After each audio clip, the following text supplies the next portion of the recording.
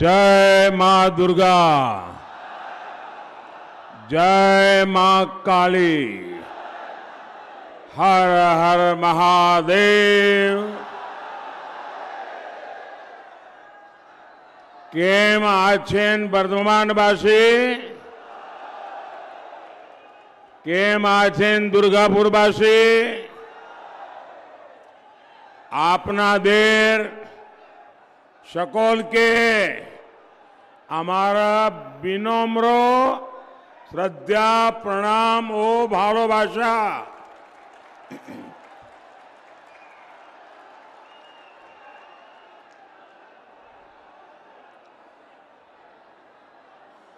आज भी यहां इतनी बड़ी संख्या में आप सब हमें आशीर्वाद देने आए हैं। माताएं बहनें भी बहुत बड़ी संख्या में आई हैं। इस समय तो घर में माताओं बहनों को बहुत काम रहता है, खाना पकाना, घर के काम करना, ये सब छोड़ के इतनी बड़ी तादाद में आप आए हैं। ऐसा लग रहा है ये मेरा परिवार। आज मुझे उनके दर्शन करने का अवसर मिला है। साथियों, मुझे देश ने इतना आशीर्वाद दिया है, आप सबने मुझे इतना आशीर्वाद दिया है, शायद कोई इंसान अपने जीवन में ऐसी कल्पना तक नहीं कर सकता है। शायद दुनिया में कोई इंसान कल्पना नहीं कर सकता है कि ईश्वर रूपी जनता जनार्दन इतने आशीर्वाद बरसाएं और लगातार बरसाएं और सालों साल ये आशीर्वाद बढ़ता ही जाए, बढ़ता ही जाए, बढ़ता ही जाए। जीवन में इससे बड़ा संतोष क्या होता है। मेरे प्यारे देशवासियों, आप भी जानते हैं, अगर पद की लालसा हो, प्रतिष्ठा की लालसा हो, पीएम पद की लालसा हो, तो एक बार इंसान पीएम के शपथ ले ले, फिर उसके जीवन में वो ऊंचाई तो प्राप्त हो ही जाती है, इतिहास में नाम दर्ज हो ही जाता है। तो फिर लोगों को लगता है कि मोदी जी दो बार एमपी रहे, पीएम रहे, दुनिया में इतना नाम हो गया। अरे कभी तो आराम करो। लेकिन मेरे देशवासियों, मैं मौज करने के लिए पैदा नहीं हुआ। मैं खुद के लिए जीना नहीं चाहता हूं। मैं तो आप सबकी चरण रज माथे पर चढ़ाकर आपकी सेवा का संकल्प लेकर ये महान भारत माता के 140 करोड़ देशवासियों की सेवा करने के लिए निकला हूं।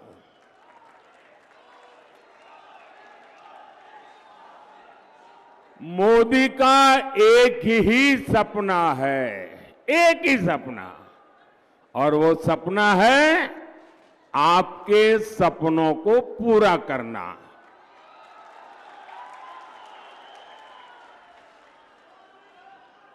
मुझे ज्यादा से ज्यादा आशीर्वाद चाहिए ताकि मैं ज्यादा से ज्यादा आपकी सेवा कर सकूं, ज्यादा से ज्यादा देश की सेवा कर सकूं। और आप तो जानते हैं मेरे पास है क्या, न आगे कुछ है न पीछे कुछ है, न ही मुझे किसी के नाम कुछ करके जाना है। मेरे लिए तो आप ही मेरी परिवारजन है। मेरा भारत मेरा परिवार। अगर मेरा कोई वारिस है तो ये मेरे देश के हर परिवार के बच्चे मेरे वारिस हैं। मैं उनके लिए कुछ छोड़ के जाना चाहूंगा। आप ही मेरे वारिस हैं, मेरा अपना कोई वारिस नहीं है। मुझे अपने किसी के लिए कुछ ना करना है ना कुछ छोड़ना है। मुझे जो भी करना है सिर्फ और सिर्फ आपके लिए, आपके बच्चों के लिए, आपके बच्चों की विरासत के लिए करना है। मुझे आपके साथ साथ उनका भी भविष्य बहुत उत्तम बनाना है। महात्मा जी, आप प्रसाद लेके आए हैं? अच्छा भाई, हमारे कैमरामैन जरा वो प्रसाद ले लीजिए। हाँ, मुझे मिल जाएगा, माला आपकी मिल जाएगी। आप कब से वहीं से ले लेंगे, आप वहीं रुकिए, वो ले लेंगे। आप कब से हाथ ऊपर के खड़े, थक जाएंगे। इस उम्र में आप इतना आशीर्वाद दे रहे हैं, मैं यहां से आपको प्रणाम करता हूं जी।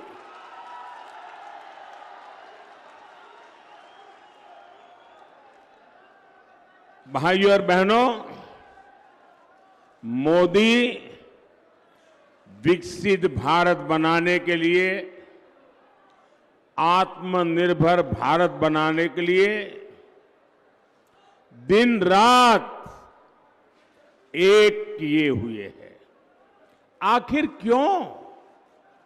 ये मैं अपने लिए नहीं कर रहा हूं, मैं अपनों के लिए कर रहा हूं।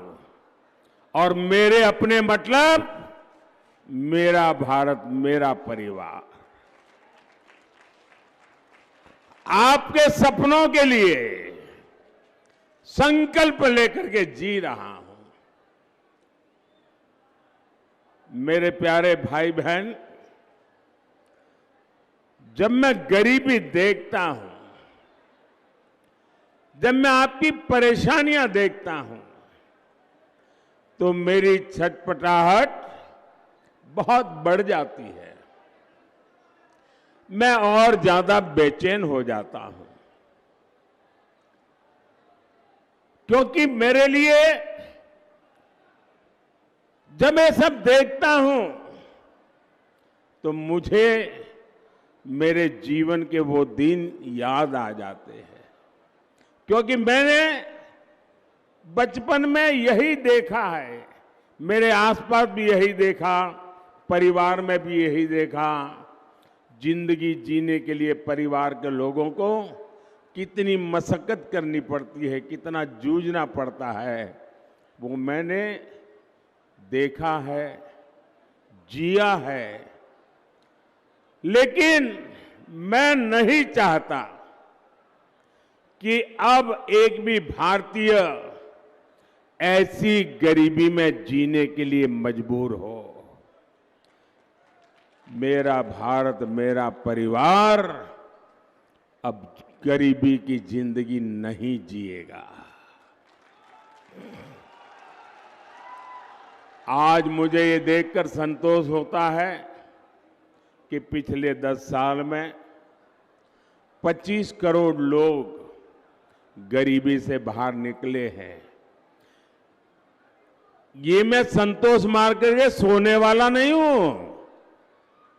हां, मेरा विश्वास बढ़ गया है कि मैं अगर इतनी मेहनत करता हूं, अगर 25 करोड़ लोग निकल सकते हैं गरीबी से बाहर, आने वाले 5 साल मेहनत जरा ज्यादा करूंगा ताकि सबके सब गरीबी से बाहर आ जाए।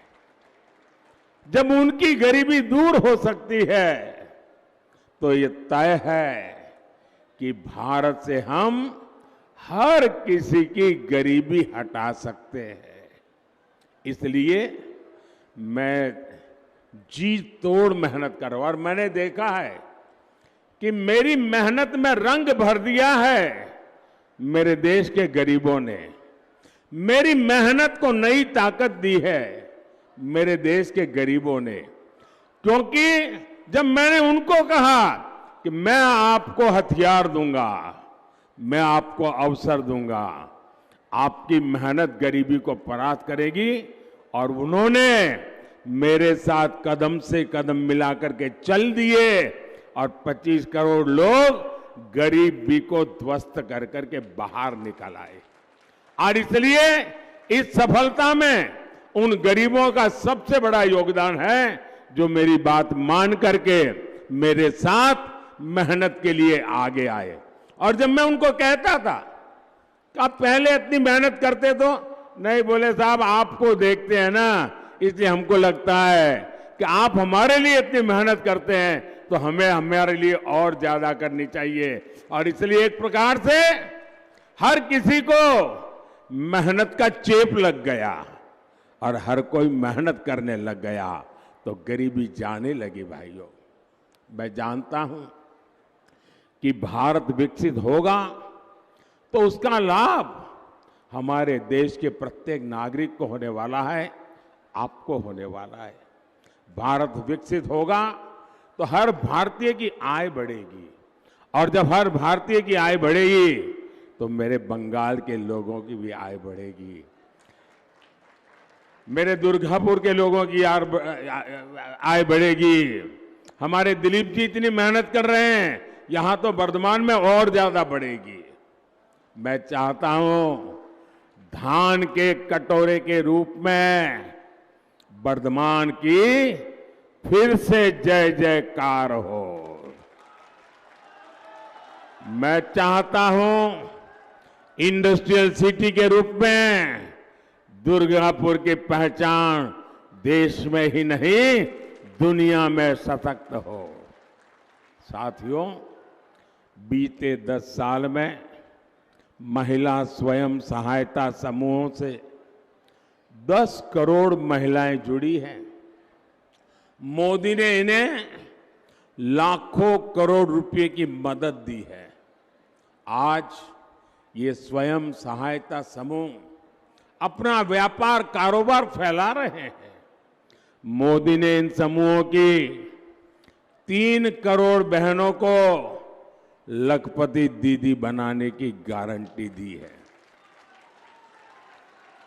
मोदी गांव देहात की अपनी बहनों को ड्रोन पायलट बनाने में भी जुटा है। इतना कुछ मैं क्यों कर रहा हूं? ताकि मेरी बहनों बेटियों आर्थिक रूप से और सक्षम बने, उनकी आमदनी बढ़े। लेकिन साथियों, ये टीएमसी, ये लेफ्ट और ये कांग्रेस वाले कर क्या रहे हैं? ये दिन रात क्या कर रहे हैं? मोदी का सिर लाठी मारकर फोड़ देंगे। ये कहते हैं मोदी को गोली मार दो। लेकिन मैं भी डरने वालों में से नहीं हूं। और ये नामदार लोग समझ लें, कामदार कभी डरते नहीं हैं। ये नामदार लोग समझ लें, गरीब ने कभी डर करके जिंदगी जी नहीं है। और मैं गरीबी से निकला हूं तो डरना तो मेरी डिक्शनरी में ही नहीं है। और हम गरीब लोग जीत के बड़े पक्के होते हैं। एक बार ठान लिया मतलब ठान लिया।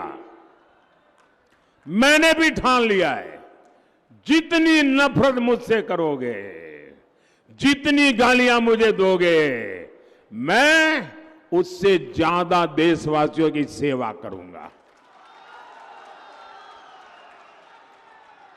साथियों, लेफ्ट और कांग्रेस और टीएम के पास विकास का विजन ही नहीं है। लेफ्ट, कांग्रेस और टीएमसी किसी राज्य का क्या हाल कर सकती है, ये आप लोग अच्छी तरह जानते हैं। ये बगल में त्रिपुरा लेफ्ट वालों ने तबाह करके रखा था। 35 साल राज किया और पिछले 5 साल में बीजेपी ने पूरे त्रिपुरा की जिंदगी बदल दी। दोस्तों, लेफ्ट वाले गए तो विकास का सूरज उगने लगा। आपके सामने जीता जागता उदाहरण है। देश का विकास करना ये इनके बस की बात नहीं है। इन्हें बस एक ही काम आता है, वोट के लिए समाज को बांटो, देश को बांटो। मैंने कल टीवी पर देखा, यहां बंगाल में टीएमसी के एक एमएलए ने सरेआम धमकी दी। वो कह रहे थे कि हिंदुओं को 2 घंटे में भागीरथी में बहा देंगे। ये कौन सी भाषा है भाई? ये कौन सा पॉलिटिकल कल्चर है? हिंदुओं को बहा दोगे? वाकई क्या हालत हो गई है?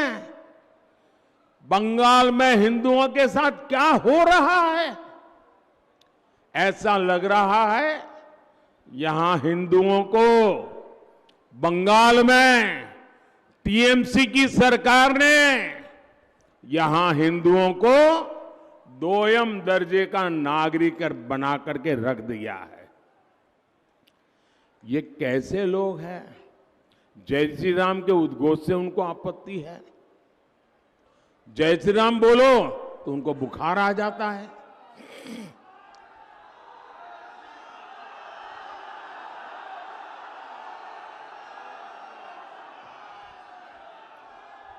इनको राम मंदिर के निर्माण से आपत्ति है। इन लोगों को रामनवमी की शोभा यात्रा से आपत्ति है। मैं आज पूछना चाहता हूं टीएमसी सरकार से, यहां संदेश खाली में हमारी बहनों के साथ, हमारी दलित बहनों के साथ इतना बड़ा अपराध हुआ, पूरा देश कार्रवाई की मांग करता रहा, टीएमसी उसके गुनहगार को बचाती रही। क्या सिर्फ इसलिए क्योंकि उस गुनहगार का नाम शाहजहां शेख था? भाइयों बहनों, कल जब मैं एयरपोर्ट पर उतरा तो एयरपोर्ट पे अपने कुछ कार्यकर्ता मुझे आए थे, मिलना हुआ, उनसे बातें हो रही, तो उन्होंने मुझे एक गाना सुनाया, एक गीत दिया। संदेश खाली की बेटियों ने, वो कोई संगीतकार लोग नहीं है, वो कवि लोग नहीं है, वहां पर मजदूरी करने वाली बहनें, ऐसी बहनें टेबल थपथपाकर संदेश खाली की मुसीबतों का एक गीत गा रही थी। वो गीत मैंने सुना, बंगाली में गीत है, लेकिन मैं अपने आंसू रोक नहीं पाया। मैं तो हर बंगाली को कहूंगा को संदेश खाली की उस बहनों का गीत जरूर सुने। इतना भाव विभोर करने वाला वो गीत है, यानी जो बंगाली नहीं है वो भी समझ जाएगा। और मैं उन 3-4 बेटियां जो गा रही है ना, उनको मैं बहुत बधाई देता हूं कि उन्होंने किस प्रकार से अपनी बात को पहुंचाया है। साथियों, ये टीएमसी तुष्टीकरण में लगी हुई है। आप मुझे बताइए, क्या वोट बैंक इंसान से भी बड़ा हो सकता है क्या? क्या ये तुष्टीकरण मानव धर्म से भी बड़ा हो सकता है क्या? साथियों, अब एक नया बात लेकर के आए हैं वोट के भूखे लोग। अब 2 चरण में उनकी दुनिया डूब चुकी, तो खुलेआम एक नया खेल लेकर के आए हैं और पढ़े लिखे कांग्रेस का खासम खास परिवार उसका प्रवक्ता है। अब ये कहते हैं मोदी के खिलाफ वोट जिहाद करो। जिहाद क्या होता है ये हमारे देश के लोग भली भांति जानते हैं। हमारे देश में दशकों से ये वोट जिहाद का खेल पर्दे के पीछे चलता था, चुपचाप चलता था। पहली बार वो इतने हताश और निराश हो चुके कि खुलेआम अब वोट जिहाद की सार्वजनिक माइक पर घोषणा कर रहे हैं। इसलिए वोट जिहाद की इस अपील पर कांग्रेस का शाही परिवार चुप है। यहां टीएमसी का परिवार चुप है, लेफ्ट का परिवार चुप है। यानी कांग्रेस हो, लेफ्ट हो, टीएमसी हो, ये इंडी अलायंस के जो भी चट्टे बट्टे हैं सारे के सारे वोट जिहाद से सहमत है। जो लोग वोट जिहाद करने वाले हैं, क्या आप उनको उत्तर देंगे कि नहीं देंगे? उत्तर देंगे कि नहीं देंगे? कैसे उत्तर देंगे? कैसे उत्तर देंगे? पूरी ताकत से वोट करके उत्तर देंगे और हम हमारा वोट देश के लिए देंगे। हम प्रतिक्रिया नहीं करते हैं, हम विकसित भारत के लिए वोट करेंगे। अपनी देशेर नामे, अपनी देशेर नामे भोट करुन विकसित भारतेर जन्नो भोट करुन। साथियों, टीएमसी हो, कांग्रेस हो या लेफ्ट हो, ये जो इंडिया अलायंस है ये अपने वोट बैंक के हितों के लिए कुछ भी कर सकते हैं। आप देखिए, कांग्रेस के नेता घोषणा कर रहे हैं कि आपके मकान, आपकी दुकान, आपके खेत, बहनों के गहने सबका एक्सरे करेंगे। बताइए, आपके लॉकर का एक्सरे होगा, आपके घर में क्या पड़ा हो इसका एक्सरे होगा, आपकी दुकान में क्या है एक्सरे होगा, आपके पास क्या कमाई हुई है उसका एक्सरे करेंगे। ये लोग आपकी कमाई का एक हिस्सा जब्त करेंगे और फिर अपनी ये जिहाद वोट बैंक वाली खास वोट बैंक है ना, उनको वो देना चाहते हैं। क्या आप अपनी संपत्ति लूटने देंगे? आप अपने गहने लूटने देंगे? आप अपना मंगलसूत्र छीनने देंगे? क्या टीएमसी और लेफ्ट ने कांग्रेस के इस खतरनाक खेल का विरोध किया क्या? क्योंकि इन सब का पर्दे के पीछे एक ही एजेंडा है। साथियों, हमारे संविधान की मूल भावना है कि भारत में धर्म के आधार पर आरक्षण नहीं दिया जाएगा। ये निर्णय संविधान सभा ने बहुत सोच विचार कर किया था। बाबा साहब आंबेडकर ने भी जीवन भर धर्म के आधार पर आरक्षण के खिलाफ बहुत कुछ कहा है, लेकिन कांग्रेस देश में धर्म के आधार पर आरक्षण देने की साजिश कर रही है। ये एससी, एसटी, ओबीसी के हक का आरक्षण उनसे छीन करके अपने खास वोट बैंक, जिहादी वोट जहां से मिलने वाला है, उनको देने के लिए संविधान बदलना चाहते हैं। मैंने सोचा कांग्रेस इतना पागलपन क्यों है उसके विषय में। तो मैंने कुछ लोगों को पूछा, मैंने कहा भाई क्या ये क्यों ऐसा कर रहे हैं। बोले उनका सीधा सीधा हिसाब है कि वो अब दलितों को, आदिवासियों को और ओबीसी, उनको जबरदस्त सजा करना चाहते हैं। मैंने कहा दलित, आदिवासी और ओबीसी को सजा क्यों? बोले सजा इसलिए करना चाहते हैं कि मोदी आज जो बैठा है ना, उसका कारण अब दलित मोदी को वोट देता है, आदिवासी मोदी को वोट देता है, ओबीसी मोदी को वोट देता है, और इसलिए 50 साल तक जो कांग्रेस के साथ रहे, वो दलित, आदिवासी और ओबीसी कांग्रेस से खिसक गए, मोदी के साथ चले गए, मोदी का काम देख करके चले गए। तो अब उनको लगता है कि अब दलितों को, आदिवासियों को और ओबीसी को सजा करे, और उनके पास जो सबसे बड़ा हथियार है आरक्षण का, वो लूट लें और मुसलमानों को खुश करें, धर्म के आधार पर ये आरक्षण उनको दे दें ताकि उनकी वोट बैंक की राजनीति चलती रहे। और इन्होंने ये पाप कर्नाटका में ऑलरेडी शुरू कर दिया है।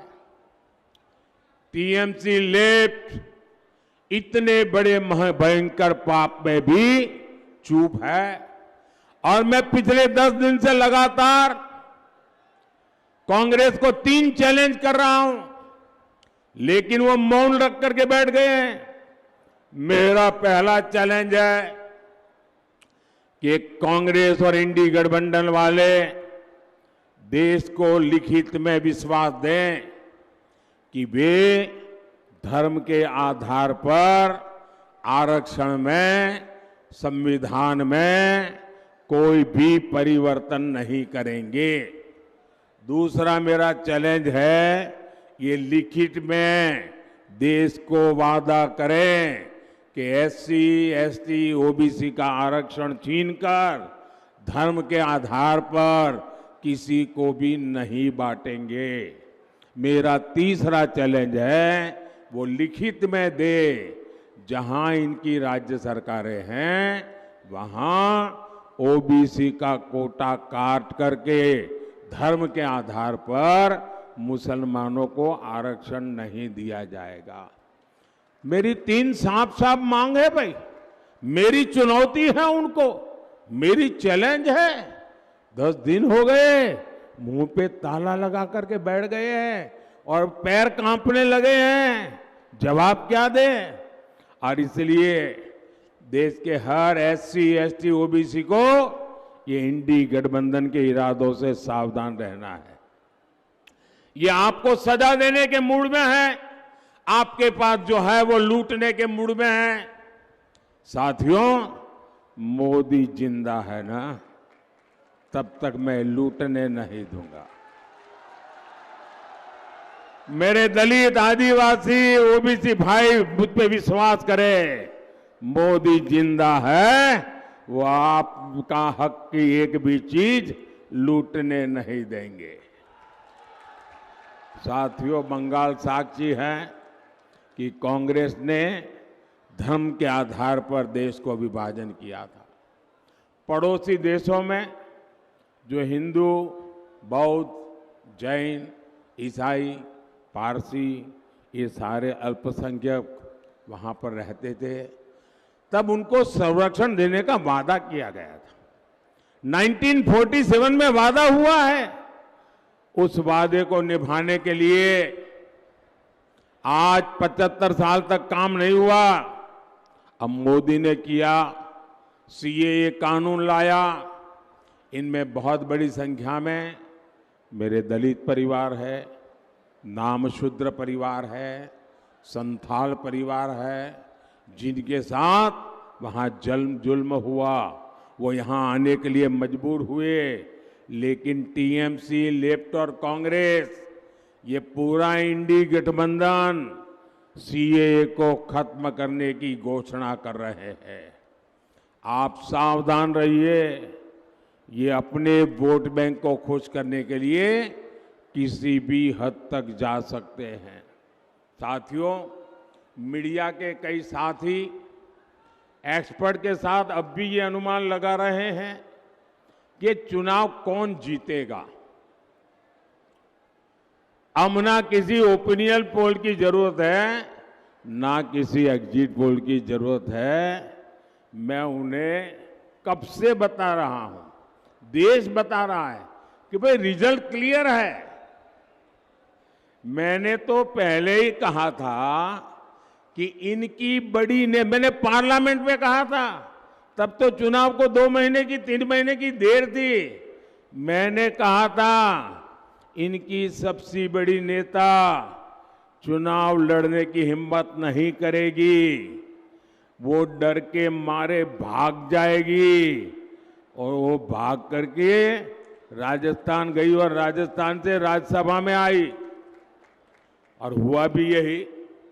मैंने पहले ही बता दिया था कि शाहजादे वायनाड में हारने वाले हैं, और हार के डर से जैसे ही वायनाड में मतदान समाप्त होगा, वो दूसरी सीट खोजने लग जाएंगे। और अब दूसरी सीट पर भी उनके सारे चेले चपाटे कह रहे थे अमेठी आएंगे, अमेठी आएंगे, लेकिन अमेठी से भी इतना डर गए, इतने डर गए, वहां से भागकर अब रायबरेली में खोज रहे हैं रास्ता।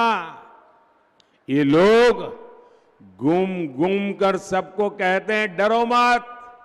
मैं भी आज उन्हें कहता हूं, और बड़े जी भर के कहता हूं, अरे डरो मत, भागो मत। और आज मैं एक और बात कहूंगा, कांग्रेस इस बार पहले से भी कम सीटों पर सिमटने जा रही है। वो पहले से कम सीटें लड़ रहे हैं, तो अपने आप भी कम जाना थल है। अब देश भी समझ रहा है कि ये लोग चुनाव जीतने के लिए चुनाव नहीं लड़ रहे हैं, ये सिर्फ और सिर्फ देश को बांटने के लिए चुनाव के मैदान का उपयोग कर रहे हैं। भाई और बहनों, इंडी गठबंधन सिर्फ एक वोट बैंक के लिए समर्पित है, जबकि हम सबका साथ, सबका विकास के मंत्र पर काम करने वाले लोग हैं।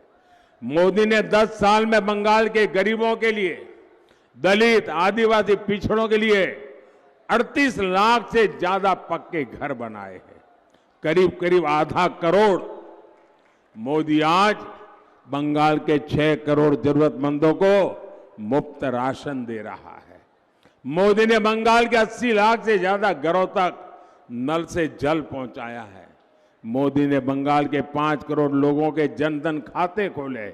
मोदी ने पीएम सुरक्षा बीमा योजना अंतर्गत जीवन ज्योति योजना के तहत मामूली प्रीमियम पर गरीबों का बीमा किया। मुश्किल समय में ऐसे गरीबों को अकेले बंगाल में 450 करोड़ रुपए की क्लेम राशि दी गई है। मोदी ने वर्धमान के लाखों किसानों की पीएम किसान सम्मान निधि के तहत करीब 500 करोड़ रुपए इस वर्धमान इलाके में दिए। इसका लाभ यहां जो आलू के किसान हैं उनको मिला है। साथियों, लेकिन मुझे अफसोस होता है कि मोदी के प्रयासों पर टीएमसी हर तरह से डाका डालने पर तुली है।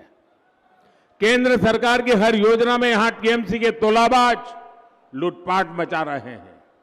टीएमसी के तोलाबाजों ने शिक्षकों की भर्ती में लाखों नौजवानों के साथ धोखा किया है।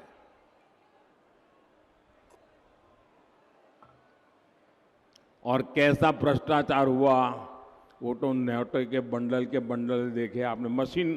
मशीन थक जाते थे, नोट गिनने वाले मशीन थक जाते थे बंगाल में, इतने रुपये मार लिए। वर्तमान तो ऐसे भ्रष्ट टीएमसी नेताओं को अब जनता भी पहचानती है, जान गई है। लेकिन साथियों, मैं जानता हूं शिक्षक की भर्ती का जो घोटाला हुआ, उसमें जो पीड़ित है उनकी जिंदगी कितनी बदहाल हुई है। और मेरे अध्यक्ष जी यहां बैठे हैं बंगाल के, मैं उनको एक सुझाव देता हूं कि ये जो शिक्षक भर्ती घोटाला हुआ है, लेकिन उसमें बहुत निर्दोष लोग भी हैं जो सचमुच में शिक्षक की नौकरी के हकदार है। ये बाकियों के पाप के कारण ये निर्दोष लोग भी मुसीबत में गिर गए हैं। मैंने पश्चिम बंगाल के हमारे बीजेपी के अध्यक्ष जी से कहा है कि हम पार्टी के तौर पर ये जो शिक्षक भर्ती में जिनकी नौकरी गई है, उसमें नेक ईमानदार लोग हैं, हम उनकी मदद कैसे कर सकते हैं। मैंने बंगाल बीजेपी से कहा है कि प्रदेश स्तर पर एक लीगल सेल और एक सोशल मीडिया प्लेटफॉर्म बनाया जाए। इससे उन लाभार्थियों को मदद होगी जो डॉक्यूमेंट्स सही होने के बाद भी इस घोटाले के शिकार हुए हैं। बीजेपी ऐसे अभ्यर्थियों को कानूनी सहायता भी देगी और उन्हें न्याय दिलाने के लिए पूरी ताकत से काम करेगी। हम ईमानदार के साथ खड़े रहेंगे और मेरा बंगाल यूनिट भले चुनाव चलता रहे लेकिन ये काम करेगा। और जिन शिक्षक, ईमानदार शिक्षक जिन्होंने भ्रष्ट किया है, वो सजा भुगतेंगे। लेकिन बहुत ईमानदार लोग हैं जिनके पास सच्ची डिग्री है, इन दिनों वो भी फंस गए हैं। जो सच्चे लोग हैं उनको न्याय के लिए हमारा पश्चिम बंगाल काम करेगा, ये मोदी की गारंटी है। टीएमसी के तोलेबाजों की मनमानी नहीं चलने दी जाएगी। टीएमसी तोलाबाजी चलते देबो ना, एटा मोदी गारंटी। हर लूट की, हर घोटाले की जांच होगी, जरूर होगी। साथियों, बंगाल के विकास के लिए आपको हर बूथ पर बीजेपी को जिताना है। वर्धमान पूरब से हमारे साथी असीम कुमार सरकार जी और वर्धमान दुर्गापुर से मेरे बहुत निकट साथी भाई दिलीप घोष, इनको विजयी बनाना और इनको मिलने वाला हर वोट मोदी की शक्ति बढ़ाएगा, मोदी को मजबूत देगा। उनको दिया एक एक वोट सीधा मोदी के खाते में जाएगा। तो ज्यादा से ज्यादा मतदान कराएंगे, पोलिंग बूथ जीतेंगे। सुबह 10 बजे के पहले मतदान हो जाएगा, पक्का हो जाएगा। अच्छा, मेरा एक और काम करेंगे, हाथ ऊपर करके बताइए, करेंगे? सबके सब करेंगे। यहां से जाने के बाद घर घर जाना, सब परिवारों में जाना और कहना मोदी जी आए थे और मोदी जी ने सबको जय श्री राम कहा है। बोलिए भारत माता की, भारत माता की, भारत माता की। बहुत बहुत धन्यवाद। For more of such videos, do like, share and subscribe to ET Now Swadesh.